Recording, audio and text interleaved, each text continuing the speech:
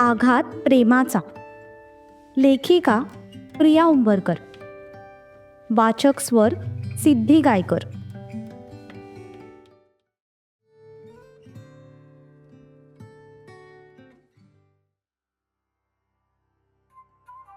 सक्षम आणि युगा दोघीही कन्यादानाच्या विधीसाठी स्टेजवर आले. पाटावर बसले. युगाचे डोळे पाण्याने इतके भरले होते की तिला समोरचं काहीही दिसत नव्हतं. आई तर या जगात नव्हती आणि वडील जिवंत असून सुद्धा तिला कधीही त्यांच्याकडून वडिलांचं प्रेम मिळालं नव्हतं. माहेरची माणसं असून सुद्धा आज तिला अगदी अनाथ असल्यासारखं वाटत होतं. मधोमध पूजेची सगळी सामग्री ठेवली गेली होती. एका बाजूला सक्षम आणि युगा बसले होते. त्यांच्याच समोर सूर्या आणि राधा येऊन बसले. युगाने नजर वर करून राधाकडे पाहिले. पाणी भरलेल्या त्या डोळ्यातून तिला राधाची एक अंधुकशी आकृती दिसली. तशी तिच्या ओठांवर एक स्माईल आली. युगा, आज आम्ही सून म्हणून नाही तर लेक म्हणून तुझा स्वीकार करतोय. तशा तिने पापण्या बंद केल्या. डोळे बंद होताच इतका वेळ डोळ्यात अडवून ठेवलेलं पाणी गालावर ओघळू लागले. तसं तिने लगेच गालावरचे अश्रू पुसले. युगा, तू ठीक आहेस ना? पाणी हवंय का तुला? तिची अवस्था फक्त रूपा समजू शकत होती. ती पटकन पुढे आली. नाही रूपा, मी ठीक आहे. गुरुजींनी कन्यादानाच्या विधीला सुरुवात केली. सगळ्यात आधी सूर्याने सक्षमला गंधाचा टिळा लावला. राधाने युगाला हळदी कुंकू लावलं.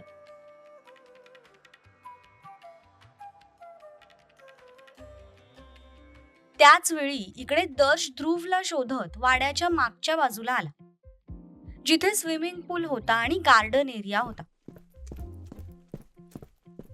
पांडू काका तर बोलले होते की हा मागच्या बाजूला आलाय, मग नक्की गेलाय तरी कुठे हा? दर्श आजूबाजूला बघत ध्रुवला शोधत होता. तितक्यात पाठीमागून त्याच्या कमरेवर एक जोरदार लाथ बसली आणि तो धाडकन पुढे तोंडावर आपटला. खाली हिरवळ असल्यामुळे त्याला फार काही लागलं नाही, पण कमरेवर चांगलाच मार बसला होता. कोण आहे बे? तुझ्या न होणाऱ्या बायकोचा न झालेला नवरा आहे. ध्रुव, वेड लागले का तुला? डुक्कर तोंड्या. साल्या दर्श, काय बोलला होतास तू मला? त्या संत्रामध्ये तू माझ्या बायकोला बघतोस. तू तिला तुझी वहिनी मानतोस. आणि आता जे सुरू होतं ते काय होतं? वहिनी म्हणजे आई असते ना. निदान तू ताई तरी मानायचं होतंस. पण नाही, तू काय म्हणत होतास? तुझ्यासाठी झालोय मी पागल नादखुळा.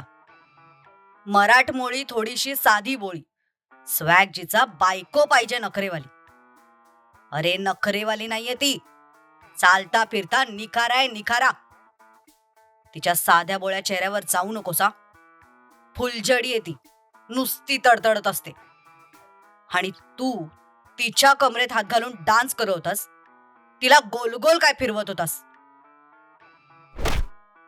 ध्रुव दर्श जवळ गेला. त्याच्या पोटात एक बुक्का घातला. तसा दर्श बिचारा पोटाला पकडूनच कळवळत मागे सरकला.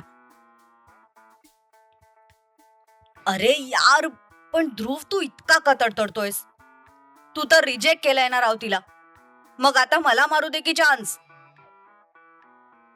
साल्या, ते काय क्रिकेट मधला बॉल आहे का? एकाने मारलं तर दुसऱ्याने कॅच करायला. आणि तुला कधीपासून तिच्यात इंटरेस्ट यायला लागला बे दर्श? ध्रुवने डायरेक्ट त्याची कॉलर पकडली. आज सकाळपासूनच. तू बरोबर बोलत होतास ध्रुव. तिला फक्त या घरची सून व्हायचंय ना. मग तिचं लग्न तुझ्यासोबत झालं काय किंवा माझ्यासोबत झालं काय, काय फरक पडतो? आणि पण तू इतका का भडकतोयस? तुला तर ती कधीच आवडली नाही ना, मग आता माझा रस्ता मोकळा कर की. हे दर्श, असा विचार पण मनात आणायचा नाही हा.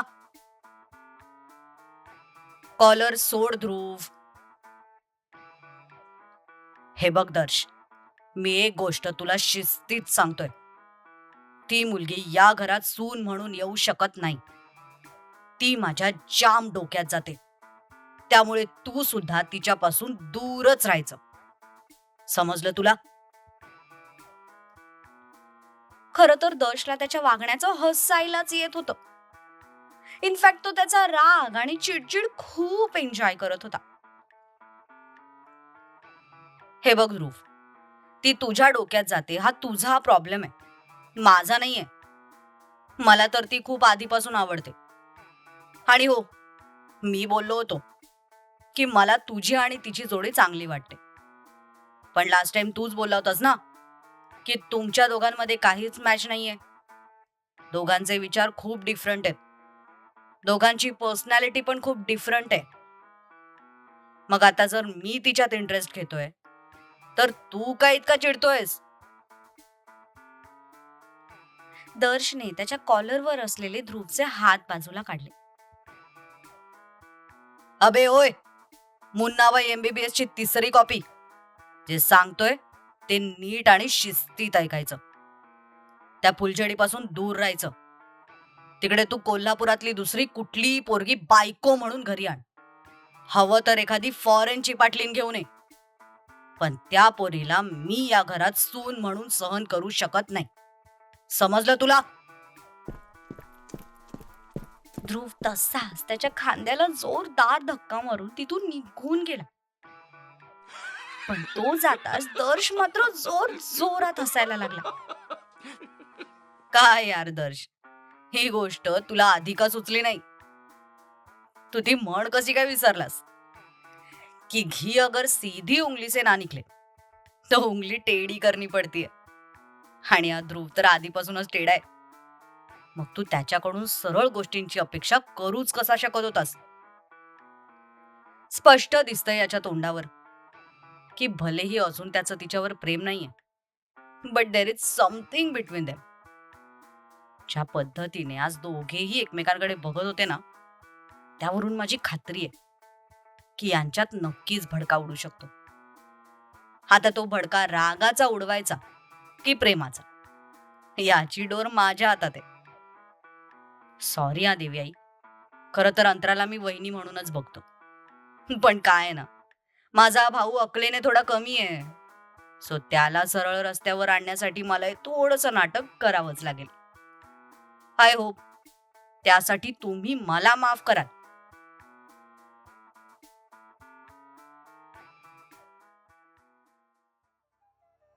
गुरुजींनी सक्षमला त्याचा हात पुढे करायला सांगितलं. सक्षमने त्याचा हात पुढे केला. आता तुम्ही मुलीचा हात मुलाच्या हातात द्या. तसं राधा आणि सूर्याने युगाचा हात पकडला, सक्षमच्या हातावर ठेवला. गुरुजींनी त्यांच्या हातावर एक फूल ठेवलं आणि मंत्रोच्चाराला सुरुवात करत त्यावर तीर्थ अर्पण करायला सुरुवात केली.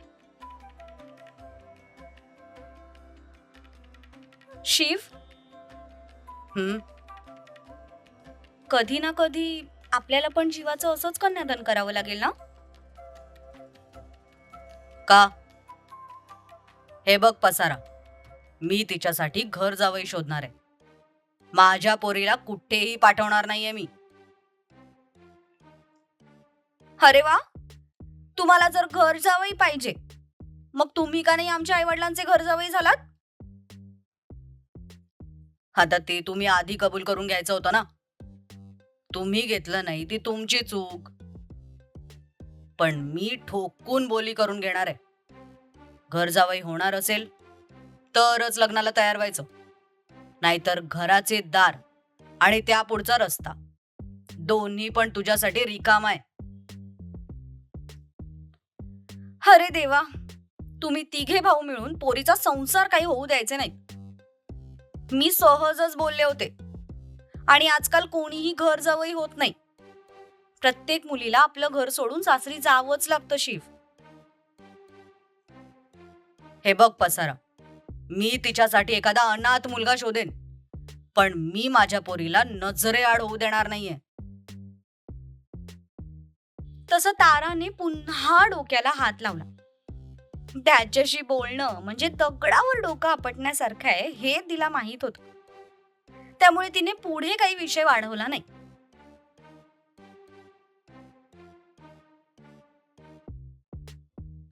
इकडे ज्या मुलीचे आईबाप तिच्या लग्नावरून वादविवाद स्पर्धा गाजवत होते, त्यांची लाडकी लेक इकडे बूट लपवण्यात व्यस्त होती.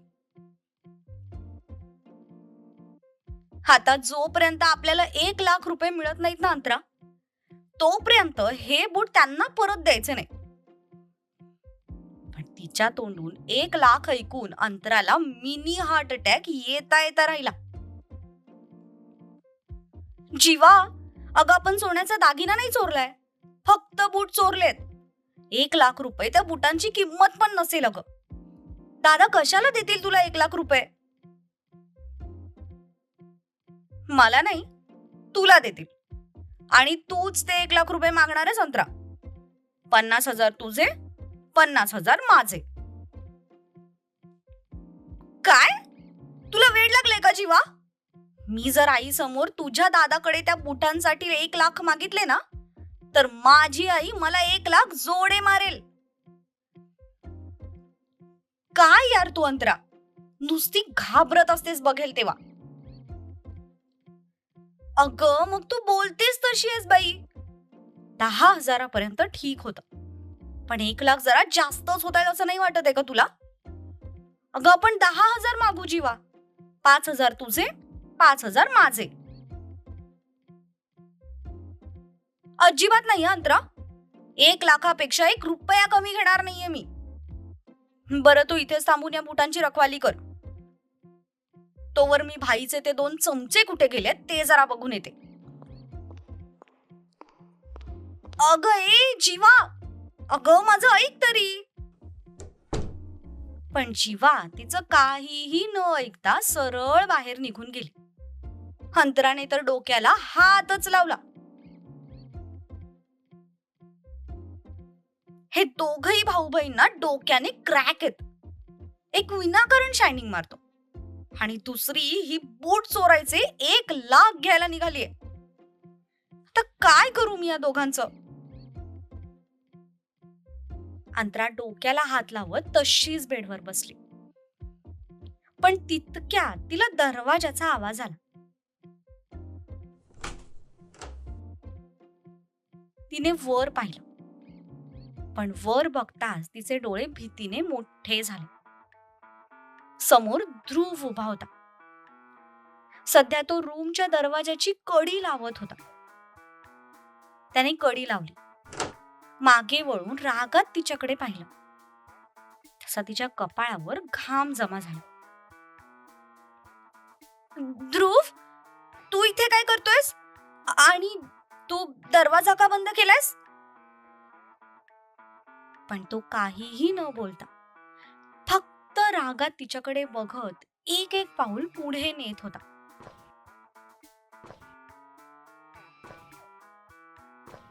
ध्रुव, चुपचाप दरवाजा उघडा, नाहीतर बघच.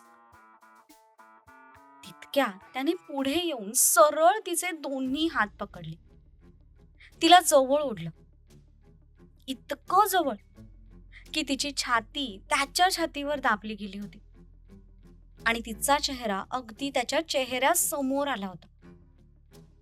तो रागात असल्यामुळे त्याचे ते उष्ण श्वास तिला चेहऱ्यावर जाणवले. तशी ती घाबरलेल्या नजरेने त्याच्याकडे बघू लागली, कारण इतक्या रागात तिने कधीही त्याला पाहिलं नव्हतं. नाहीतर काय? काय करशील? तुला वाटलं तू माझ्या नाकावर टिचून सगळी प्लॅनिंग करशील आणि मला कानोकान खबर सुद्धा लागणार नाही. ओ गॉड, याने आम्हाला बूट ठेवताना पाहिलं तर नसेल ना? जीवाला कळलं ना तर ती मला सोडणार नाही. इथे त्याच्या त्या रागीट डोळ्यात बघत अंतरा मनातच बडबडत होती.